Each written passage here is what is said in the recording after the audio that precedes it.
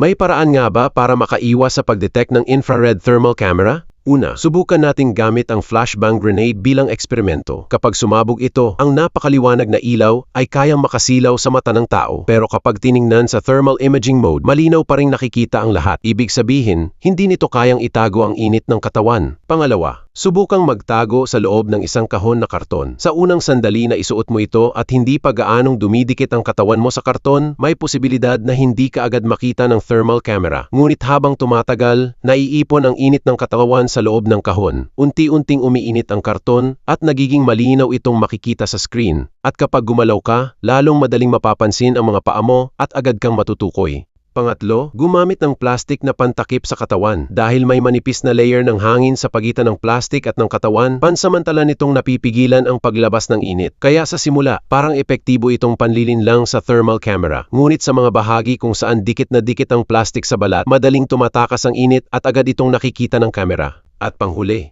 ang pagtatakip ng buong katawan ng putik. Sa pelikula, madalas itong ipinapakita na paraan para hindi makita ng thermal camera. Pero sa realidad, halos wala itong silbi. Kahit bahagyang bumaba ang init na nakikita sa mga bahaging may putik, hindi pa rin ito sapat para tuluyang maitago ang init ng katawan. Sa huli, kahit anong gawin, madali ka pa ring matutunton ng sensitibong thermal detection equipment. Ipinapakita lamang nito kung gaano ka-advanced at ka-epektibo ang teknolohiya ng thermal cameras sa pagtuklas ng init ng katawan.